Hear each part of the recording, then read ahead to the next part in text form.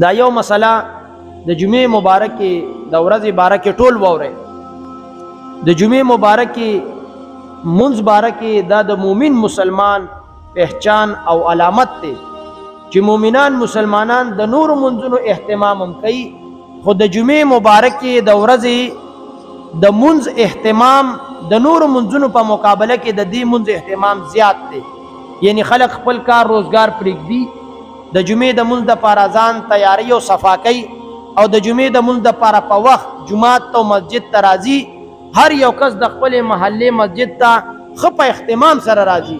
د څه دپاره؟ د دوو خبرو دپاره چې د جمعې مبارکې د منځ نه وړاندې چې کوم مونږ ته بیان کېږي، درس کېږي، چې اول دا وورو. دویم نمبر د جمعې مبارکې د منځ دپاره خلک په وخت جمعې منځ ته راځي.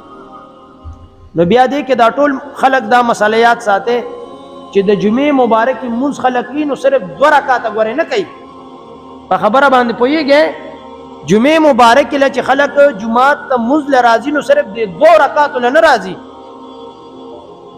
چې څنګه د جمعې مبارکې دا منځ واجب دی نو دغه رنګه د جمعې مبارکې د منځ دا خطبه هم واجبه ده. چې څنګه مونږ د جمعې مبارکې د خطبې له په وخت راځو، بیان او تقریر اورو او دغه کې مسلې زده کوو، نو دغه رنګه د جمعې مبارکې دا منځ هم واجب دی. او مونږ څه کوو؟ مونږ صرف دونه ټیم کې راشو چې بس امام په جمع ولاړ یو چې هغه سلام ګرځي، نو چې امام دی یو طرف ته سلام وګرځي او بل طرف ته ګرځي نو ټول خلک بار په نالو ولاړ، نو دا غلطه طریقه ده. د مومن مسلمان پہچان خدا دی چې دې کله رب ته عبادت وکړي، رب ته سجده ولګي. او بیا مونږ خو ډېر زیات کمزور یو او د خپلې ګناهونو د کمزورتیا او د عاجزۍ اظهار د رب په دربار کې کو بیا په اخلاص دعا غواړو. دا د مومن مسلمان پہچان او علامت دی. دا نه دی چې 2 رکعاته مونځ وکړه او بس بیا بار په نالو باندې خبرې کوو. نه، دا نور مونځ به څوک کوي؟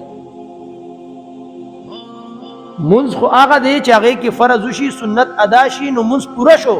نو د پوره منځ نه پس به بیا د رب په دربار کې ته لاس پورته کړې، دربار کې خپل عاجزي وړاندې کوم، رب زما په حال رحم.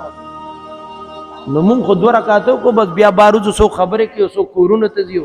نه نه نه، دا غلطه طریقه ده چې ته منځ کې نو پوره منځ وکړه. دا او بیا خاص کر زمونږ په پښتنو کې دا رواج دی چې 2 رکعاته منځ کې بس ټول خلک باروزي. ته چاته لګیې؟ واړه ماشومان خو کوزي نو په هغه خو منځ فرض نه دی، نو دا غټ چې وځي نو دی ولې باروزي؟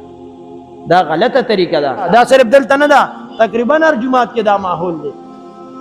دعا وکړه بیا په کلاره باندې وځه، نو رب ذوالجلال دې څو خبرو باندې اول ماته بیا مونږ تاسو ټولو ته پوره دا